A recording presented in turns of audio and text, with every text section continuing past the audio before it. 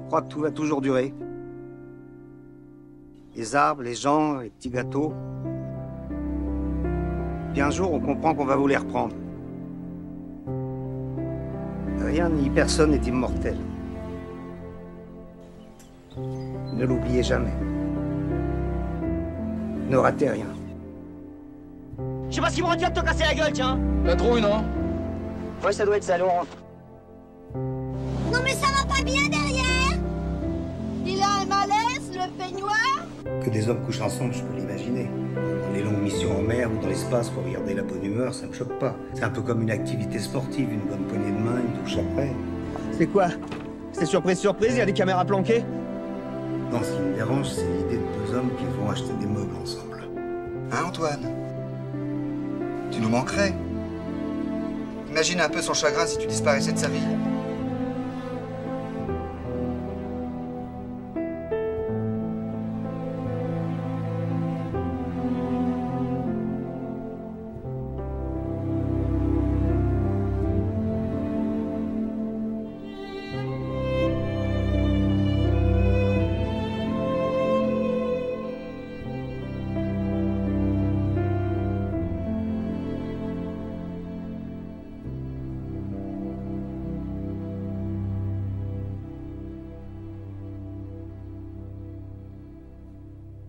Je suis sûre que si je me frotte contre lui, il va se mettre à... Monique! Attends, bouge pas. Ah, je sens que ça vient. Attention, âme sensible, s'abstenir. Tenue de soirée va franchir tellement la limite de ce qui est montrable sur YouTube que je suis pas tout à fait sûr que je vais pouvoir vous montrer cette vidéo en intégralité. En tout cas, telle que je la concevais. En tout cas, il va falloir être super imaginatif pour pouvoir vous montrer des images. Je peux pas venir avec vous. Qu'est-ce qu'elle dit? Je peux pas venir avec vous. Pourquoi faire? Ou même pour vous dévoiler certaines répliques. Parce que ça, par exemple... Une serrure, il faut que ça mouille. C'est comme tous les orifices. Tu la démarres à la salive et t'attends qu'elle se donne. Et j'ai un principe dans la vie, c'est qu'un homme doit savoir se faire respecter. D'ailleurs, regarde-la, elle moufte plus. Elle a eu sa baffe et maintenant elle est calmée. Ça pourrait plus se faire non plus. Bonjour à tous, soyez les bienvenus sur Nienko TV. Aujourd'hui, on rend hommage à Michel Blanc. Moi, je veux vous voir, ma femme. Un par devant, un par derrière. Pendant ce temps-là, je vous enculerai. Bon, vous l'aurez compris, on va pas parler d'un film tout public aujourd'hui. On va parler d'un Bertrand Blier, c'est le deuxième qu'on fait après Buffet Froid. Et ce qui est sympa avec Bertrand Blier, c'est que tout est possible avec lui. Bonjour à tous, soyez les bienvenus sur Nienko TV. Je vous propose aujourd'hui de parler à nouveau de Bertrand Blier. C'est la deuxième fois après Buffet Froid. Mais on va surtout parler de Michel Blanc, qui comme vous le savez est décédé dernièrement, à l'heure où je tourne cette vidéo. Et quoi de mieux que tenue de soirée? Non par défaut, car le titre original devait être bien plus provocateur pour lui rendre hommage. À lui et à sa carrière atypique comparée à celle des autres membres du Splendide, dont il aura toujours souhaité s'émanciper. On va donc parler aujourd'hui du projet Tenue de soirée, à la base un putain de film, ses origines lointaines, ses différentes versions, ce qui a poussé Michel Blanc à tourner avec Bertrand Blier et à entamer ce virage à 180 dans sa carrière, tout en parlant du film en lui-même, sans trop en dire cette fois-ci pour ceux qui ne l'auraient pas vu. Car tout comme Buffet Froid, mieux vaut ne pas trop en dire pour vous laisser le plaisir de la découverte. Et donc dans la deuxième partie, puisque le film n'est pas vraiment analysable, on parlera plutôt de Michel Blanc, tout simplement. T'as déjà tué quelqu'un, toi? Il y a toujours un moment où il faut tuer quelqu'un, Antoine. Toujours. On est parti.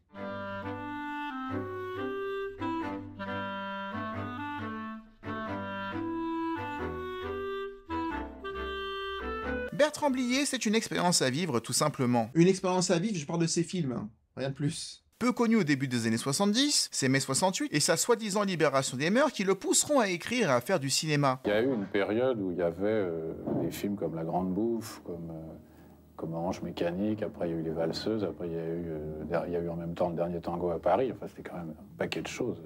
Et puis après ça s'est beaucoup embourgeoisé, enfin il me semble. Des choses qui ont dû m'échapper, mais j'ai l'impression qu'on a été moins pris à la gorge.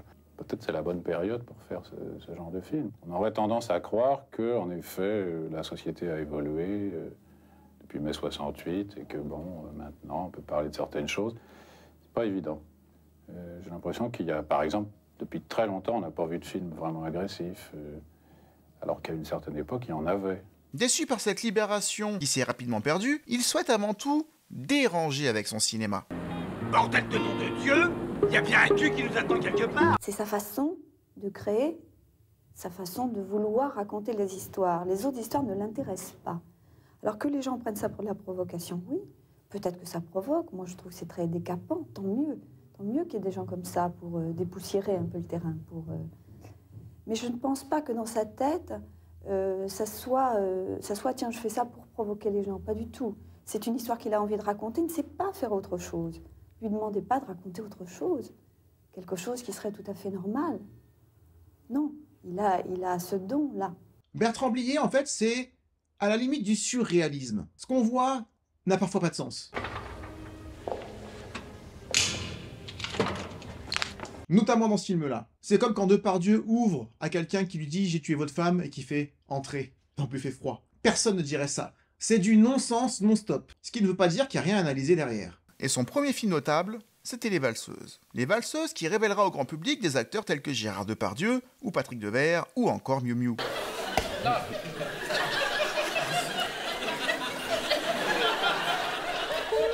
Bon, je sais pas ce qui se passe avec Miu Miu en ce moment, mais ça fait au moins 3 fois de suite que je fais le même sketch des Inconnus.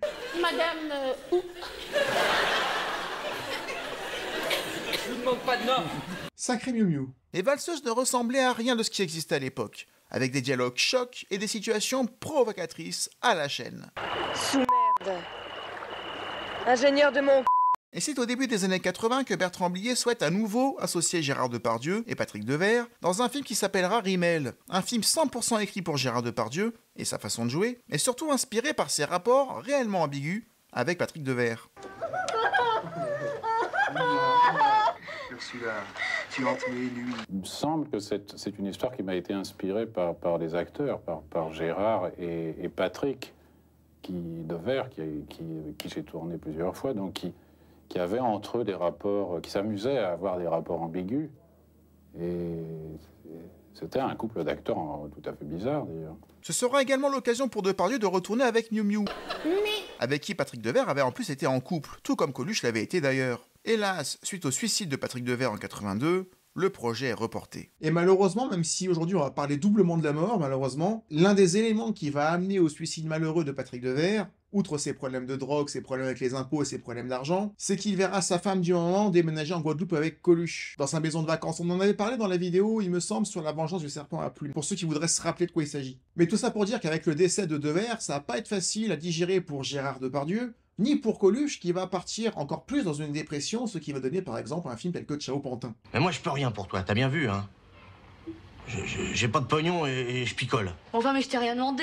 Qu'on fera bientôt. Reste que le scénario de Bertrand Blier circule dans les mains de plusieurs acteurs qui déclineront tour à tour le rôle du partenaire de Depardieu dans le film. Des noms tels que Jean-Pierre Bacry ou encore Christophe Lambert. Et c'est le succès de son propre film qu'il a réalisé lui-même, Marche à l'ombre, qui sera déterminant. Car son film sera nominé 2 fois au César dans les catégories meilleure première œuvre et meilleur espoir féminin. Et Bertrand Blier était également nominé ce soir-là. Et il déjeunera entre autres avec Michel Blanc lors du traditionnel déjeuner organisé par l'Académie des Césars. Ils sympathiseront et se diront qu'il faudrait qu'ils tournent ensemble. Et suite au désistement de Bernard Giraudot, Bertrand Blier respecte sa parole et envoie le scénario à Michel Blanc. Mais qui était exaltante ou intéressante ou intrigante ou gonflée.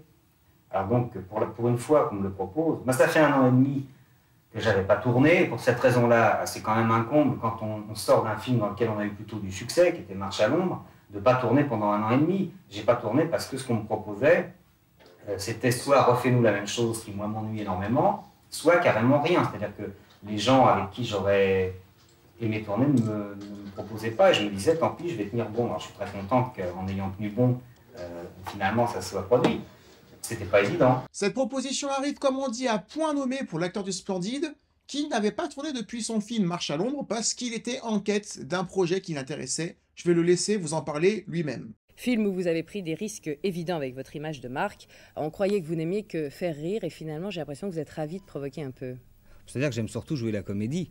Et jouer la comédie sans a priori de genre. Je crois qu'il y a des bons films et des mauvais films, mais je ne crois pas qu'il y ait de genre supérieur et de genre inférieur.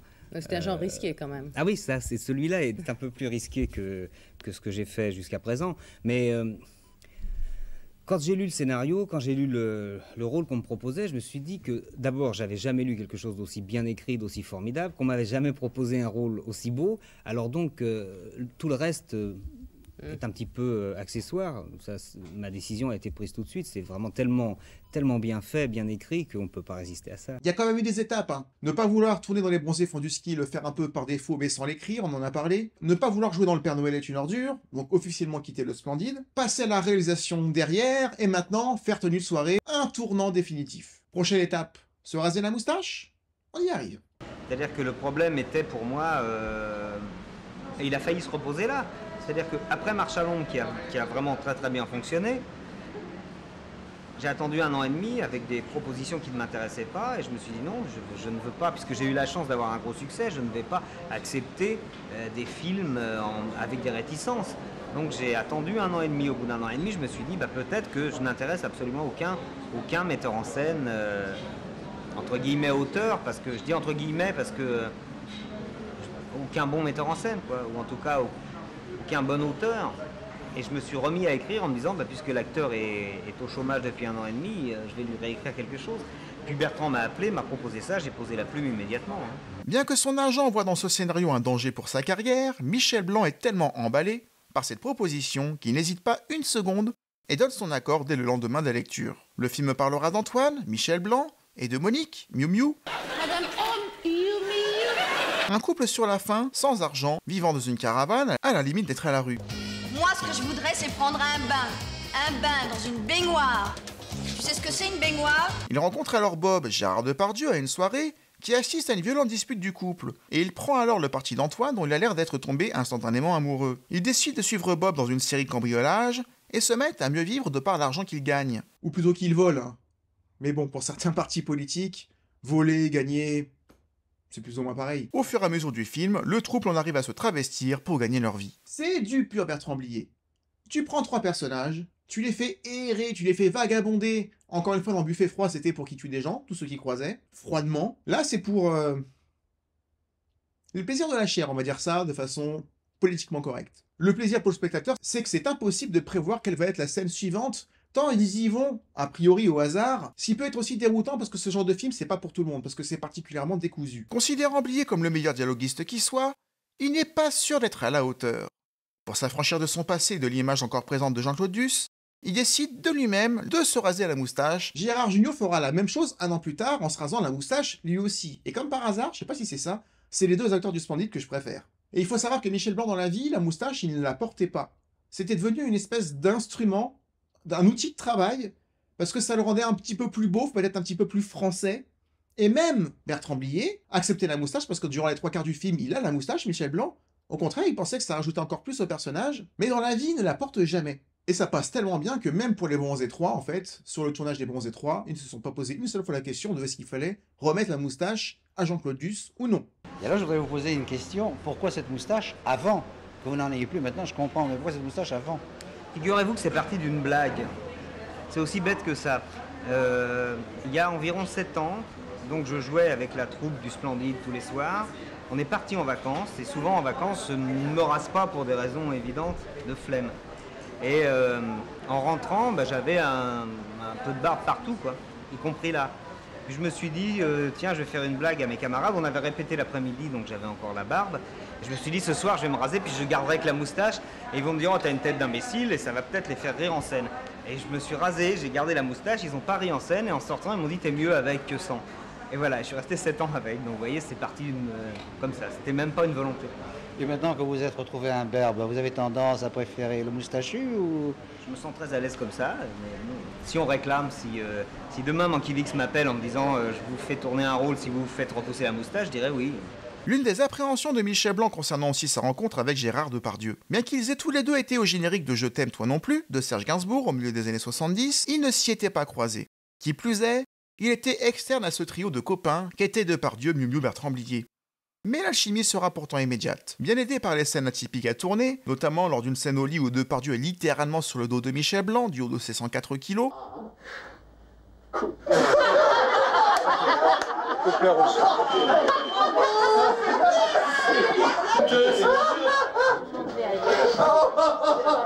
Seule la fin du tournage est compliquée à tourner. Déjà parce que l'idée de la scène finale n'est venue que 4 jours avant le début des prises de vue, mais aussi car Depardieu jouait chaque soir sur scène, en parallèle du tournage, un spectacle musical. Et la fin de ce spectacle musical venait d'avoir lieu. Et ils ont bien arrosé la fin du spectacle.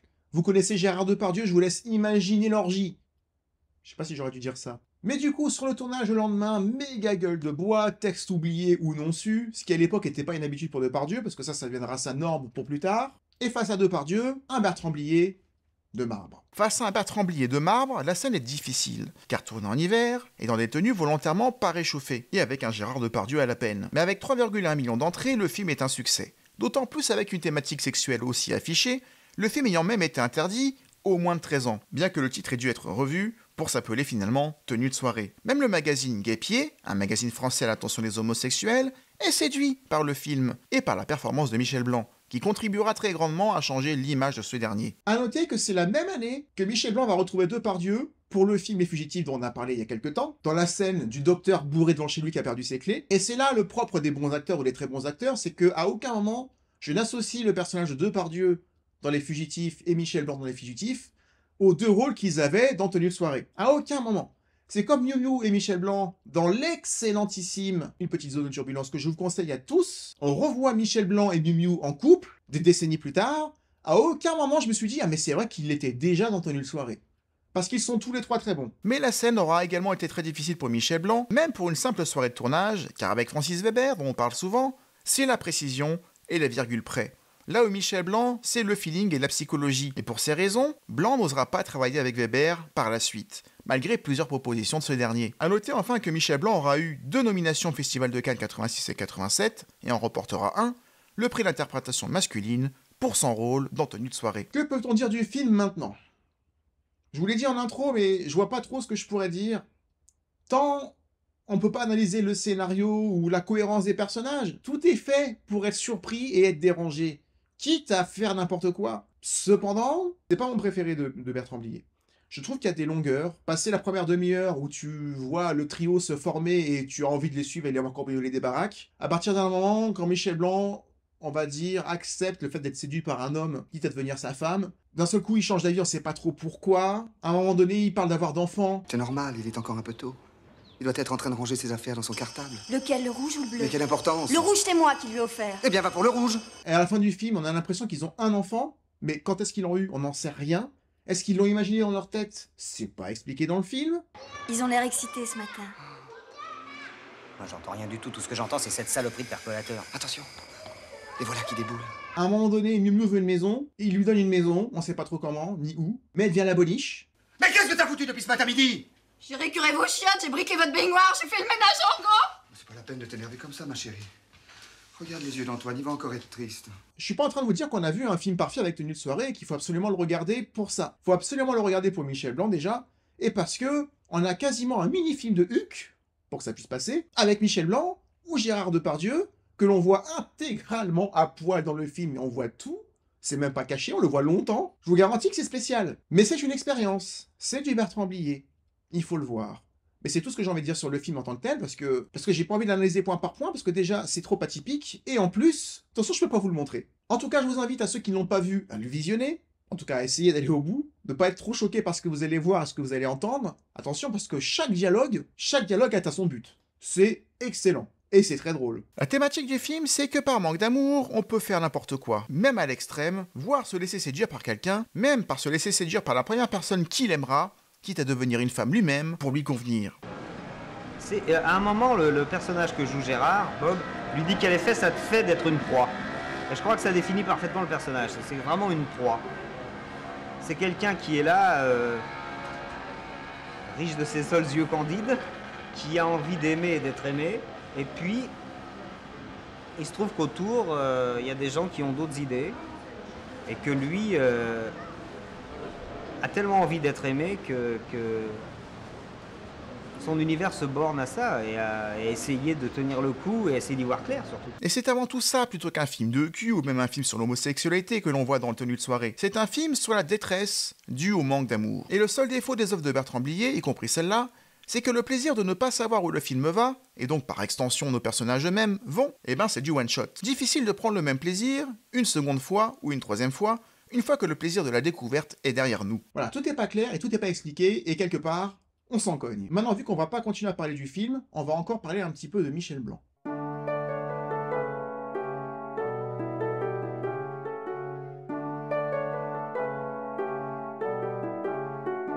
Je préfère utiliser le temps qui me reste dans cette vidéo pour parler encore un petit peu de Michel Blanc. On a déjà parlé d'une partie de ses films, comme Les Bronzés 1, 2, 3, mais aussi d'une petite zone de turbulence qui fera l'objet d'une vraie vidéo plus tard. Mais quand je pense à Michel Blanc, je ne pense pas à Jean-Claude Duss. D'ailleurs, pour lui rendre hommage, ils ont choisi de mettre Les Bronzés le dimanche qui a suivi son décès. J'aurais pas mis celui-là. Grosse Fatigue, qui est passé lundi sur France 3, me paraît être plus original déjà. Et il témoigne encore de l'envie de Michel Blanc de ne jamais se satisfaire de ce qui a été fait, mais de jouer toujours autre chose. Au fond de moi, je sais que c'est de l'eczéma.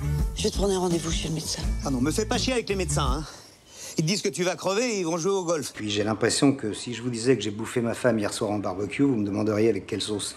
Ça vous est déjà passé par la tête? Honnêtement, son envie d'émancipation aussitôt alors qu'ils étaient à leur sommet le Splendide, bah ça n'avait pas plu. Surtout pas à Thierry Lhermitte. Parce qu'apparemment, ils étaient assez en froid sans être brouillés sur Les Bronzés font du ski. Et pour Le Père Noël est une ordure, Michel Blanc était à l'écriture, mais comme ses idées avaient pas l'air de passer parce qu'il devait déjà avoir des idées différentes pour jouer différemment, bah c'est naturellement qu'il s'est retiré du truc. Quitte à jouer avec sa propre image, voire même la détruire, ou écrire et réaliser un film où il va jouer son rôle pour parler de ses échanges avec son public. L'histoire de Grosse Fatigue va d'ailleurs lui être inspirée par Gérard Jugnot, qui une fois s'était fait doubler pour les besoins d'une scène par un quasi-sosie, et qui avait utilisé son image dans une réelle animation de supermarché. Cette histoire de sosie qui le remplace, c'est le déclic pour Grosse Fatigue. Et c'est un message envoyé à son public de cette peur de lasser son propre public, d'où son envie de renouvellement constant et de ne pas s'enfermer dans un genre. Je respecte beaucoup ça. Tout comme son autodérision dans ce même Grosse Fatigue où son alter ego lui reproche comme quoi c'est pas facile de vivre avec cette gueule-là. Sans compter que Grosse Fatigue, c'est l'occasion ultime pour rassembler l'intégralité de la troupe du Splendide sur une seule et même scène. Ça n'avait pas été fait depuis Les Bronzés font du ski. Et pourtant, c'est Michel Blanc qui a quitté la troupe en premier. Mais c'est le premier qui va les réunir et c'est le premier qui dit OK pour jouer dans l'un des films de ses camarades. Grosse Fatigue, c'est une image envoyée comme quoi, à force de faire des films moyens ou de faire des films par défaut, il finira par être un double de lui-même, quitte à lasser son public. Alors bien que chacun des membres du Splendide ait chacun eu leur carrière solo, toute respectable, je préfère celle de Michel Blanc, qui aura pris bien plus de risques. Il a ce côté clown triste que je trouvais et que je trouve toujours touchant. Et il n'y a que Jugnot qui me fasse ressentir la même chose, que ce soit dans Monsieur Batignolles, et surtout dans Une époque formidable dont nous avons parlé. Écoute mon bonhomme, maintenant tu t'en vas. J'aime plus personne, tu comprends ça? Même toi. Même moi, je m'aime plus. Et tenue de soirée, ce qu'on a fait aujourd'hui, c'est une étape hyper importante dans cette démarche de toujours surprendre le public, et pour lui aussi de s'amuser à jouer, parce que son métier d'acteur, c'est de jouer quelque chose de différent à chaque fois, et de ne pas copier-coller quelque chose qui a fonctionné parce que ça a fonctionné. Je respecte encore une fois énormément cet état d'esprit. Et ce qui est génial, c'est que c'est sans doute celui qui nous a plus fait rire dans les films du Splendide, mais que son personnage reste le plus grave, je trouve. Parce que Jean-Claude Duss, dans les deux premiers, je parle pas du 3, mais dans les deux premiers, quand tu vois Jean-Claude Duss aller d'échec en échec, surtout avec les femmes, il a une détresse dans le regard, et il a quelque chose de triste, presque de pathétique, Jean-Claude Duss, même si on rigole beaucoup. Dans le meilleur des cas, je tomberai sur la station, et puis sinon, je m'écraserai sur un rocher. De toute façon, ce sera une grosse perte pour personne. Salut les filles. Attends, Jean-Claude, fais pas le con. Prends pas tout au pied de la lettre. Et c'est là où Michel Blanc était pour moi un génie, parti trop tôt, c'est qu'on avait un clown triste. On avait quelqu'un qui aimait rire d'un personnage malheureux. Et de toujours, comme je le dis souvent, mélanger la comédie au tragique. Parce qu'il y a toujours un fil entre les deux. Et les meilleures comédies, même si c'est pas celles où on rigole à gorge déployée, ce sont celles où on mélange la tragédie et la comédie. J'ai plus rien. J'ai plus de travail, plus de famille. Et ma voiture? Ouais. À la fourrière. En tout cas, c'est 100% mon truc. Et c'était apparemment 100% le truc de Michel Blanc. Ce qui veut pas dire qu'à chaque fois qu'on faisait appel à lui pour jouer un caméo dans Papy fait de la Résistance ou même la voix du Père Noël est une ordure au téléphone, il le faisait avec plaisir. Donc je comprends quand on dit qu'il était triste souvent qu'on ne pense qu'un Jean-Claude Duss quand on le voyait dans la rue. Alors qu'il a fait tant d'autres choses bien plus osées, beaucoup plus profondes. Et c'est pour ça que je suis content de parler de Tenue de soirée et pas des Bronzés, parce qu'on l'a déjà fait. Mais par exemple, le choix de TF1 de mettre les premiers Bronzés le dimanche où il est décédé, j'ai trouvé que c'était pas très approprié, parce que c'était pas très original. Quand ils ont passé Grosse Fatigue le lendemain sur France 3, je trouvais déjà ça beaucoup plus original. Et plus révélateur de ce que j'aimerais que tout le monde retienne de Michel Blanc. Cet acteur polyvalent, sans doute le plus talentueux de la bande, dans la capacité à jouer tout. Et c'est ce que je vais essayer de faire ressortir de cette chaîne, parce que cette chaîne lui rendra hommage, comme elle l'a déjà fait. Et je ne veux pas lui rendre hommage que parce qu'il est déjà parti, je le faisais déjà. Mais ça me donne encore plus de légitimité, j'espère, à entretenir sa mémoire, comme je le fais pour beaucoup d'autres acteurs, comme Louis de Funès, comme Coluche, comme Belmondo, comme Bourvil ou d'autres. Je pensais pas que je serais amené à parler de Michel Blanc pour entretenir une mémoire comme quoi il aurait disparu, je pensais pas que je pourrais vivre ça, en fait. Je pensais pas que Michel Blanc pouvait disparaître. Ou que les membres du Splendide pouvaient disparaître un jour, ou même que les inconnus pouvaient disparaître. Ce sont les comiques avec lesquels j'ai grandi personnellement. Ça me semblait impossible. Et pourtant. Donc voilà, c'était un petit peu triste comme vidéo, mais the show must go on, comme on dit. On va s'arrêter là pour aujourd'hui. Il y aura d'autres vidéos sur Michel Blanc sur lesquelles on pourra revenir. Je vous remercie d'avoir regardé la vidéo jusqu'au bout. J'espère qu'elle vous aura plu. Si c'est le cas, n'hésitez pas à dire à YouTube que vous êtes passé par là en mettant un like et surtout en mettant un commentaire. Et si vous ne savez pas quoi dire en commentaire, ben voici de quoi vous inspirer. Je m'en fous, j'ai tout mon temps, en plus ça allait m'acheter bonne. Voilà, et ça ira très bien. On se retrouve bientôt pour une autre vidéo sur Michel Blanc et pour d'autres sujets à venir. Et d'ici là, comme je dis à chaque fois, prenez soin de vous. Ciao.